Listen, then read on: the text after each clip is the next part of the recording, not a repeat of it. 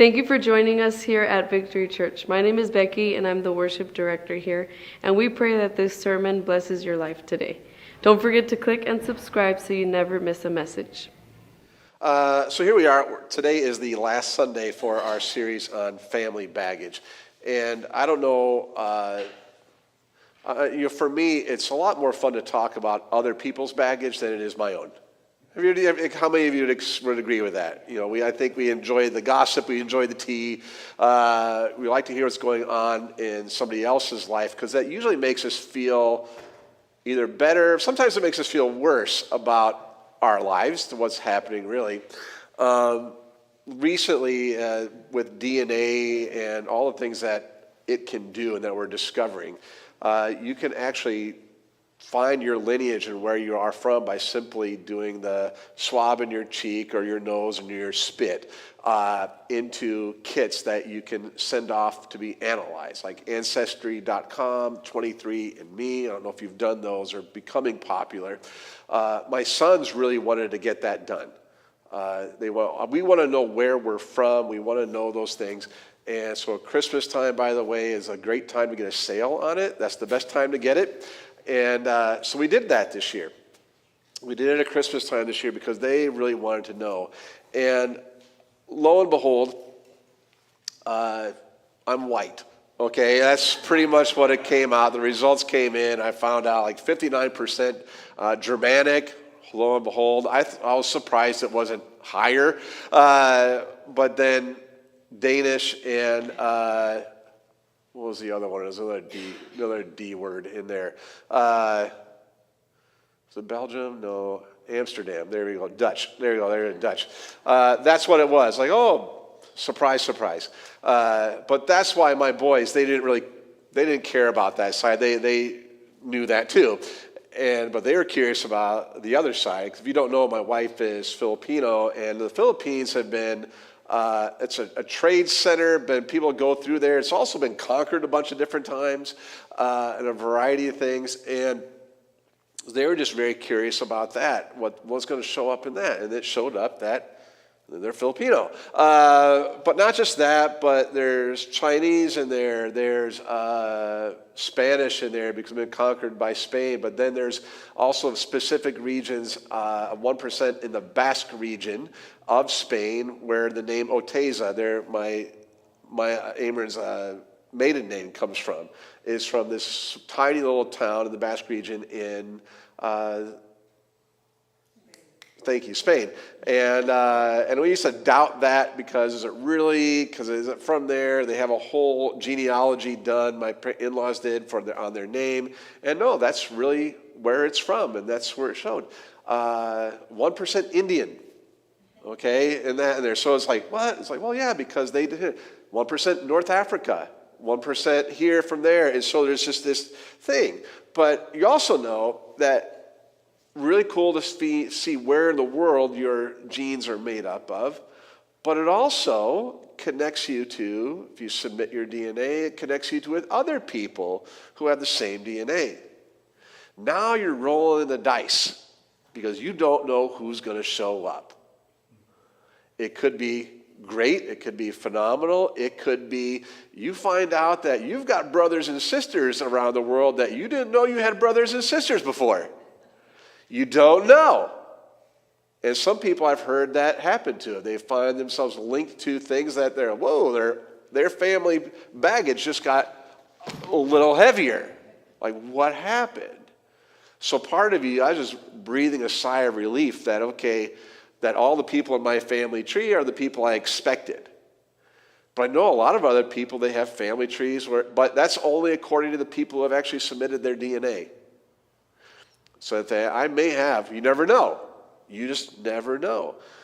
But I do know that our lives are different, and it just shows through these kinds of things that we all have family baggage. There's stuff that we're proud of and stuff that we're not proud of. I look at my two grandfathers. Do we have their picture up, Randy? Okay, my two grandfathers. Okay. Yes, they're both bald, and that did not go beyond me. Okay, I know my future resides in these pictures somewhere. But they're very different. They're both very Germanic, and they're both very white. By the way, both their families came in the 1800s, late 1800s, over from Germany to the United States, so we are not Nazis, okay? That's what we worry about as Germans. Am I related to anybody in there? No, we're not. We're just simple farmers, farming communities. One is from Arkansas, one holding a pipe. Remember I talked about the very first week? He's the international pipe smoking champion. Very good at smoking.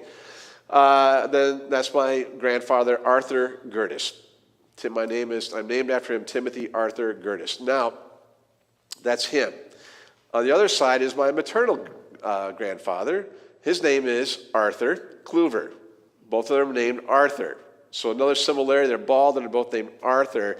Now, what's really funny, and you find this out about family history, is that they're also married to women named Erna. Yeah, that's the part wow, that's the fun stuff to tell about our families, right? So on one hand, you've got my maternal grandfather pictured with my maternal grandmother, who, as a Kluver boy in Watseka, Illinois, that family had a wonderful, beautiful reputation in the community. Just good people, salt of the earth. He had 13 siblings. They had total of 8 brothers, and so they had played baseball out in the fields, and the catcher was the barn wall, right? That was like the outdoor of the barn. Clean living, just like the epitome of just clean living, just good-natured and peaceful people. Church every week, but not just every week, but it was in their life, in their community, in their home. I remember when my grandfather would talk about when they would get snowed in on a Sunday, because every now and then that happens. You get snowed, you get iced in, you can't go to church. And so because there were 13 of them, 13 children and their grandparents, my mother-in-law, my great-grandmother could play the piano, and so they would have church service just like we just had here at home. They all had their hymn books they loved to sing. That's them. And my grandfather went to go court my grandmother, and they knocked on the door. They figured it out. Who is it? And my grandfather on my grandmother's side, my great-grandfather, they just said, well, who's at the door? Who is it? It's Arthur Kluver. Oh, one of the Kluver boys. Oh, yeah, good. Arthur Kluver. It didn't matter which one it was. Just one of them. We're good. That's a good guy. Other side. Okay, Arthur Gerdes. I really don't know much, a whole lot about them. I know that you have massive family reunions in Arkansas still to this day, part of the Trich family. He was part of that family growing up there. But he passed away before I was born, before either me or my sisters were born. So we don't have a lot of those stories to be able to share and to hear back and forth from him on it. But I do know this, that his reputation obviously he was already a smoking champion, but so was my grandmother. Remember, she participated in that championship run. He went to call on her, knocked on the door, and he said, well, who is it? It's Arthur Gerdes. And the response was, that bootlegger? Okay, if you're not sure what a bootlegger is, young people, that's a person who created illegal alcohol and sold it and did the running with it and made sure it crossed state lines and things like that. It's illegal activity. That's my grandfather. Now, on one side, my mother's side, you had marriages that my mom was counting all the cousins and everybody goes 50 years. There's like maybe 3 divorces out of lots and lots and lots and lots of cousins and kids. And then on my my dad's side of the family, as I revealed the first week of the series, everybody was getting divorced. It was just everybody's drinking, everybody's smoking. It was totally different. Totally different.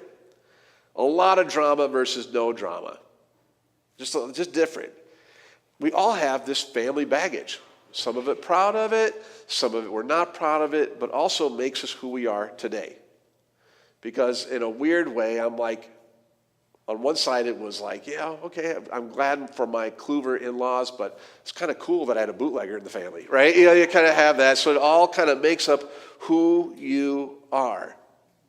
Makes up who you are. But there are things probably in the moment for either grandfather in the moment. When you have family, things that you're not proud of, things that you're happening, that you're wondering, are we too broken? Are we too messed up? How can God actually redeem this? How can he redeem this? And we carry that a lot of times where we maybe hold on to our baggage in the moment. We'll tell other people's baggage. We'll tell about our grandparents. We'll talk about people who are long, far off. But we don't want to be judged about what's going on. We don't want people to see it. We don't want it. And so when we do that, when we start to carry our baggage by ourselves, we start to isolate, and then we start to kind of keep people at an arm's length, which can create loneliness between people and between God. God, can you actually use me? Can you use my family? It's so broken, it's so messed up, and there's so much stuff. We can feel very alone. But then when we hear about somebody else's family, we don't necessarily take glee in it, but somebody else's drama, somebody else's baggage, we feel a lot less alone. Right? When you hear somebody that went through something similar, I know when somebody goes through a divorce, people don't want to talk about it because they want to hold it. They don't want to be judged by other people, but then you meet somebody else who's going through it or gone through it and has made it through. I can talk about things. There's a hopefulness to it. When we share stories of kids, it's like being here, being around families, little ones and older ones, every day, most during the school year. You have these young families come on there worried about their kid, and you can come along as a parent, teacher, or something like that, and come alongside and say, it'll be okay. We've been through this. My kid was difficult. My kid was a problem. This happened and that happened, so we can carry those burdens together. It's a beautiful thing. It's an absolutely beautiful thing, part of ministry, to be able to carry the baggage together and in a way alleviate the weight of it by showing how God works through everything. And then the most beautiful family baggage that we're going to talk about today, I'd say the most beautiful one is because it reminds us that God is not up here looking down on us, but he's with us, because we're going to talk about Jesus' family baggage today. And when you look at the lineage of Jesus, and if you look at the back of your bulletin, the very, very back, it's all listed here. And Gustavo was asking me, are we going to have the sermon reading today? And I'm like, no, we're going to do this once, because this is hard to listen to when somebody's just reading it to, but we are going to walk through it. And this is Jesus' family. This is Jesus' family history, the lineage, his genealogy. And you wonder why this might be included in the Bible. And if you've read your Bible, either in the book of Numbers, the book of Chronicles, there's a lot of genealogies, because that's how you tell stories. That's how you do things and how you remember history. And why does Matthew start with it? Understand that in Jewish culture, genealogies are really like resumes. They just kind of prove where you were, who you came from, what your line is, what your inheritance rights are, because people, tribes and things were assigned land, and where does your land belong? All of those things happen. About your inheritance right, it establishes your identity, it establishes your legitimacy. Remember, Jesus was supposed to be in the prophecies a son of David, of the David's line, and so you need genealogies to kind of tell this story. And in this Jewish audience, Matthew uses this list to show that Jesus is the promised descendant of Abraham and King David, but he doesn't go out of the way to scrub it clean. Like, we usually like to tell the best parts of our family stories, but we ignore the stuff that's a little questionable, the scandal. And maybe he did that for us. Maybe he did that for his audience to remind them that there's family baggage. It exists, but it also can be redeemed. So our scripture reading today is meant to show that life is messy, but it's real, but it's also full of grace. So it starts out this way. This is the genealogy of Jesus, the Messiah, son of David. Credentials right there. Jesus, Messiah, son of David. And here's how we know that he's the son of David, who is the son of Abraham. And then we just start going through this list. Abraham was the father of Isaac. Abraham tells a story, just that name itself. Abraham, who, if you remember, did not have children. His wife was barren. There were no kids coming from this family. And if you don't have kids, that means your family's dead and there's no hope and there's no future. So God specifically chose them. I'm going to work with these people who have no future. I'm going to give them a hope and a future. And out of that, we're in a world where you were, how many children you had usually told you how blessed you were. He had one. One in this line, name is Isaac. He had other kids by other women, but between Abraham and Sarah, they had one, Isaac. Isaac, the father of Jacob. Isaac quickly enlarged in thy family from going from 1 to 2. Jacob and his twin brother Esau. And that's a whole other piece of drama. Sibling rivalry and fighting happening there where they split up, and it was an ugly split that eventually was brought kind of back together, kind of. Then you have Jacob, the father of Judah and his brothers. We know the 12 tribes of Israel, the 12 sons of Jacob, Judah being one of them, and there's a whole other story in that. Then this is interesting. Now this is where we get Judah, the father of Perez and Zerah, whose mother was Tamar. Perez, the father of Hezron. So Judah, the father of Perez and Zerah, whose mother was Tamar. Tamar's story you'll find in Genesis chapter 38. She was Judah's daughter-in-law, and when her husband died, Judah's son, died, in Jewish culture and the commands, in Jewish culture, how you would handle things is that if somebody died, the rights was then, I would supply you with another husband, and then by him you'll have children so that the name of Judah will still continue to go on, so you maintain your inheritance rights, your status in the family, and these things. That's what you're supposed to do. Sounds odd to us, but that's what you did back then. So we don't judge what they did back then. The idea was to keep the line going. And Judah said, yeah, I'll get to it. He didn't want to. He didn't want to give another child. He's like, yeah, you're old. You've been married before. He just didn't get to it. And she'd say, come on, I need a husband. Yeah, I'll get to it. So in his way, refusing to do it passively, I'll get to it. So finally she got tired of it, and so she hung out in the town gate as a prostitute. She dressed herself up, covered her whole things up. She dressed up as a prostitute. Judah's just walking through, and he's a little bit older now. He's got a cane. He's walking through, picks her up, finds a motel room. She gets pregnant.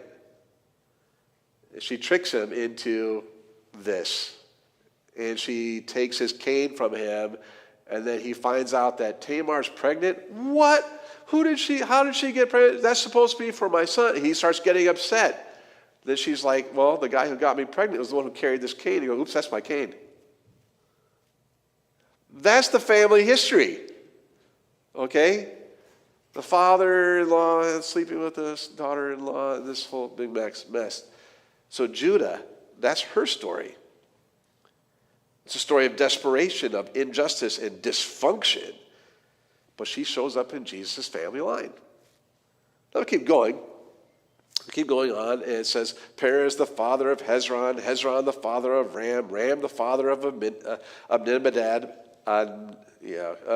Anyways, and the father of Nahshon, Nahshon the father of Salmon. Okay, this is where the name Salmon comes from. Okay. Salmon the father of Boaz, whose mother was Rahab. Rahab, if you know the story of the people of Israel, this is after now the Exodus, and now they're coming from Israel. And Rahab was a prostitute, again, another prostitute, who lived in Jericho. She was a Canaanite woman. She was not an Israelite. She was a Canaanite woman. This is now they're marching through the conquering of the promised land. The Israelites have come up out of Egypt, and now they're going in. This is the very first stop. But she was a woman who read the room really quickly, like, we're done. These people are coming. Our city's over. So she hid Israelite spies. They came in to check out the town. She hid them from the people so they wouldn't get killed. And she said, listen, just remember me. Remember this act. And they said, yeah, we got you. And we will make sure when we come into the town that you put this sign out your window and get your whole family in there, and we will protect you.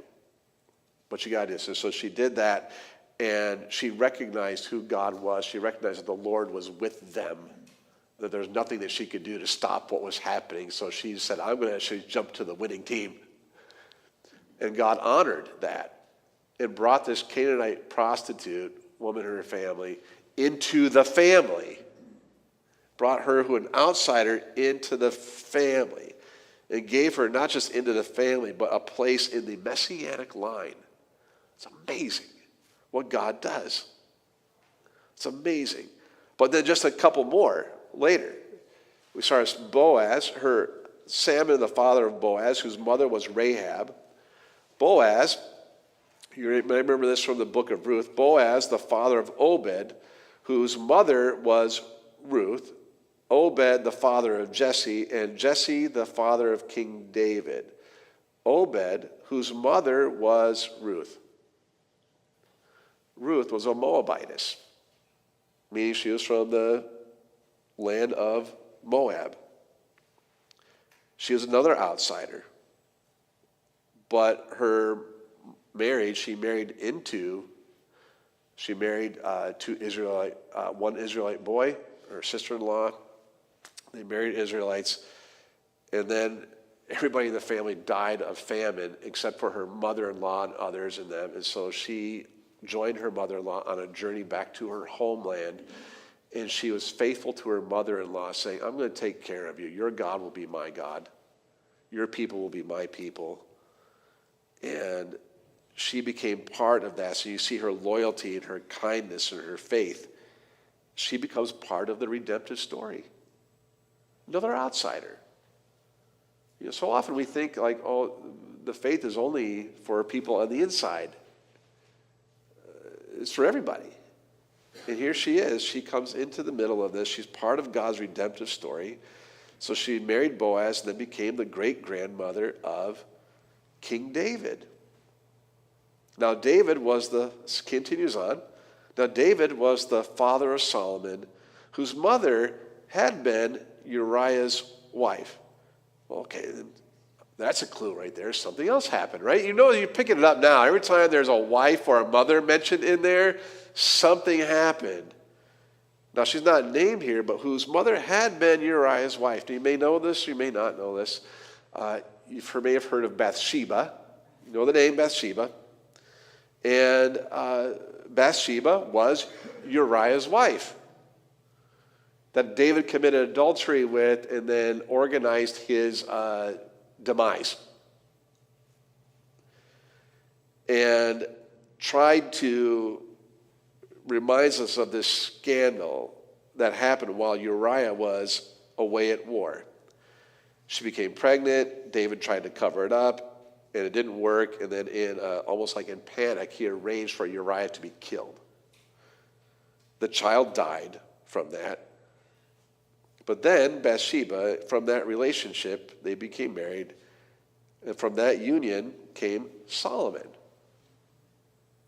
So all this history is going on in here. And then there's Solomon. And eventually we'll get to Jesus. Solomon, the father of Rehoboam the father of Abijah, Abijah the father of Asa, Asa the father of Jehoshaphat, Jehoshaphat the father of Jehoram, Jehoram the father of Uzziah, Uzziah the father of Jotham, Jotham the father of Ahaz, Ahaz the father of Hezekiah, Hezekiah the father of Manasseh, Manasseh the father of Amon, Amon the father of Josiah, and Josiah the father of Jeconiah and his brothers at the time of the exile to Babylon. By the way, we just rattled off a whole bunch of evil people recorded in the book of histories of Kings and in Chronicles. We'll read about these guys, and they were awful human beings of the kings of Israel. There's a few that were pretty good, but a bunch of just horrible, horrible people whose defining characteristic, it says in the Bible, was they did evil in the eyes of the Lord. Part of Jesus' life, to the point where then they were exiled. God said, I've had enough. We need to kind of ball this up. We're going to take you into Babylon, into exile for a lesson. And then it comes back. Now after the exile to Babylon, Jeconiah and the father of Shealtiel, Shealtiel the father of Zerubbabel, Zerubbabel the father of Abihud, Abihud the father of Eliakim, Eliakim the father of Azor, Azor the father of Zadok, Zadok the father of Achim, Achim the father of Eliahud, Eliahud the father of Eleazar, Eleazar the father of Mathan, Mathan the father of Jacob, and Jacob the father of Joseph, the husband of Mary, and Mary was the mother of Jesus, who, by the way, Mary was also part of the line of David, was the mother of Jesus, who is called the Messiah. Now, out of all of that list, think about how you name your children or how you are named. You're usually named after somebody that you love or honored in your past or your family, right? How many of those names do you recognize? You recognize people like Abraham, right? The good guys, Isaac, Jacob, those people. But the vast majority, I'm not going to do the math real quick, but 90-some% of it's horrible. We don't name anybody after these people. If you did, everybody would look at you funny. They're not common names. And then you get down to Joseph and Mary. And they are far from David. They are not kings. They feel far from Abraham, who was the one who had the visions and outside that God was going to bless him. They were just these poor people from Nazareth. So far away. The poor people from Nazareth, living in a town where everybody looked at it and went, bleh. You're from where? Bleh. Nazareth, what good can come from Nazareth? Bleh. That's where you're from. And then imagine Jesus having to tell that story too. Hey, so tell us a story about how did your mom and dad meet? Okay, and then, oh, really? How that? They're doing the math. Okay, well, wait a minute. They got married here, and then what? The Holy Spirit. What? You imagine that? He's got to tell that story. Joseph's got to tell that story. Mary's got to tell that story. There's no status here. There's no perfection. But in this, with Joseph and Mary, at least they were chosen. So maybe you were chosen for this time. Family history is what it is. But for this time, maybe you're chosen. So just to highlight a few things. One, you can pick up this really quickly. One, there are no perfect families. Even Jesus' family was not perfect. And we see what Matthew does. He doesn't clean up the past. He's not cleaning it up. He's really kind of highlighting it. He didn't come from a spotless family line. He came from a very real one, a broken one. One that includes liars, adulterers, foreigners, prostitutes, and kings. Probably a bootlegger or two in there, right? And some of those who do the clean living. So this list reminds us that God isn't afraid of our messiness. Like there's nothing that he said, I can't use you. We're going to use this. We're going to use this. We're going to redeem it. We're going to work through it. We'll make things happen. Which then also reminds us that while there are no perfect families, there is a perfect plan. There is a perfect plan. That despite the chaos and sin in Jesus' family, God was weaving this redemptive story. The Messiah came not in spite of a mess, but through it. And that's good news for us, because that means that your past doesn't disqualify you and it doesn't define you. Your family baggage isn't too heavy. It isn't God. God is not looking for a flawless resume. He's just seeing surrendered hearts. That's like, who do you believe in him? Do you find faith? When Jesus says things like this, John writes about this. He says, for all those who believe in Jesus, he gives the right to become the children of God. Family. It's family history of redemption. And it's also understanding that while this part of Jesus' life, the family, God's family, was not perfect, this might be a surprise to you, but God's family continues to not be perfect. God's family has always been imperfect. And that's still true today. God's family, the church, this is what he died for. This is the family of God, the gathering is the church. It's not perfect. Never has been, never will be, not until the day Jesus comes back. So if you've been hurt by somebody in the church, if you've been disappointed by somebody in the church, you're not alone. Because just as you're not perfect, so is the person next to you is not perfect. So it's going to happen. Still, this is the family that Jesus died for. It's still the family that Jesus died for, that Jesus loves, that he gave up everything for. This is the family that he's building. And this is the family that he invites you, he invites all of us into. So if you're feeling on the outside, he's inviting you into the family. If you're feeling you've done too much, he is inviting you into the family. If you feel like your family baggage is too great, he's inviting you into the family. He's inviting you to the table. He's not inviting you to the guest room. He's inviting you into the kitchen where you eat and you see all the stuff. To be family, to sit around the table. Not because you have it all together, but because, like all of us, we need grace. So, last thing to start to say is that you can start a new chapter. Like I said, maybe you're chosen for this one. You can start a new chapter. Maybe you didn't come from a faith-filled home. Maybe your parents didn't raise you in church or pass on a legacy of grace. And that's okay, because you can be a new link. You can start a new chain. You can start a new chapter. You can raise kids who know Jesus and see what redemption looks like. You can be the person who interrupts the cycle and sets a new direction. You can be the generation that says to this, we're done with this. And we're moving forward. Set a new direction. And as we're reminded, tomorrow starts Vacation Bible School. Some of you remember Vacation Bible School growing up. You've taken your kids to it.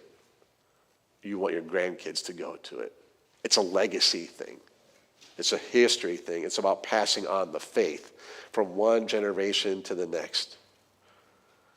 It's one of the best ways that we invest in the next generation. It's not just for our kids. Our kids, it's for the whole church family, it's for the community, because we know when we pass on the faith, we're carrying out God's plan. We're telling the next generation that you matter, that you belong, that you're part of God's family no matter what, because their kids are going to come here who are dealing with their own family baggage. They're going to be dealing with it when they come home. They're dealing with it. And we get to speak grace into that. So pray for the kids. Pray for the little ones. Pray for the volunteers. Pray for those crew leaders. Pray for the other leaders who are putting it together. Pray for them all, because there's part of the family sharing the story. Not of perfection, but how God comes into imperfection and gives them hope and promise, just like he gave to Abraham a hope for the future, and he continues to do that again and again and again and again and again. So this list that we see today, it ends with Jesus, but it continues on past Jesus. It was in the book of John where Jesus is praying before, it's the night that he was betrayed. You know, we know those words, the night that he was betrayed. But he was praying that night. And he said like three things. He said, I want you to pray. So I'm praying for people who are going to be undergoing persecution. We're going to pray for unity and love and unity in the family. And then he prayed for, and he gave, not just prayed for, like not a hopeful, I hope this happens kind of prayer, but a prayer of thanksgiving for the people who will come because of the testimony of the disciples and those that come, the next generations. And he thanks God. He thanks God for the next generation because he knows it's going to come and it's going to happen. That there is a hope and a future in his church, for his people, for his family. And through him, we are adopted into his family so that our baggage becomes part of his redemption. So we share it. We just don't carry it. We teach people how to leave it behind through his power, through his love. There are no perfect families, but there is a perfect plan, and he has written you into it.